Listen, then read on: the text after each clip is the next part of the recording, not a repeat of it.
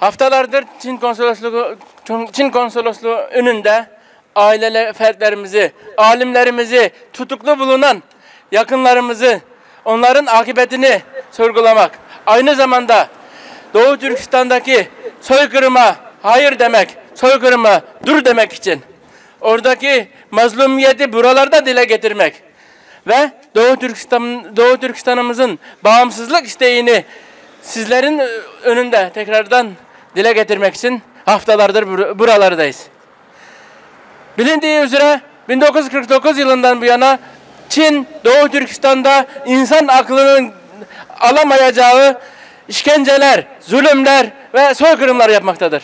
Son gelen haberlerde ise toplama kamplarında toplu tecavüzlerin olduğu, aynı zamanda toplama kamplarında kadınlara yönelik kısırlaştırmaların olduğu, aynı zamanda yine o toplama kamplarında zorunlu çalıştırmaların, köle işçi olarak çalıştırılanların olduğu bilgisi dahilindeyiz. Yaklaşık 8,5 milyon insanın dönüşümlü olarak toplama kampından geçtiğini biliyoruz. Yaklaşık 1 milyon hanımın, 1 milyon kadının kısırlaştırıldığı bilgisi var. Yaklaşık 1 milyon çocuğun ise Çinliler tarafından Çin Melekler Okulu adı verildiği çocuk kampı olarak da bilinen kamplarda tutulduğu ve 1 milyona yakın çocuğun o kamplarda kendi hüviyetinden, kimliğinden, Uygurluğundan, Müslümanlığından mahrum bir vaziyette yaşamak durumunda kaldığını biliyoruz. Ve onunla ilgili itirazlarımızı, onunla ilgili nefretimizi bildirmek üzere buraya geldik. Doğu Türkistan'daki yaşanan bu vahşete kimi ülkeler, Avrupa ülkeleri olsun, Batı ülkeleri olsun ses çıkarmışken kimi Müslüman ülkeler Doğu Türkistan'daki bu soykırıma karşı suskun kalmakla yetinmiyor. Çin zalimini, Çin faşistini destekler mahiyetinde açıklamalarda bulunuyor. Bunlar bizi üzen, inciten hadiselerdir.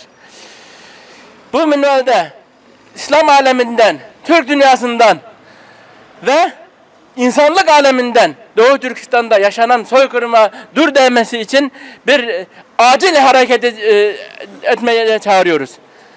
Birleşmiş Milletler, İslam İşbirliği Örgütü, Türk Konseyi gibi uluslararası kurum ve kuruluşların Doğu Türkistan'da yaşanan bu soykırıma artık dur demesinin zamanı geçti bile.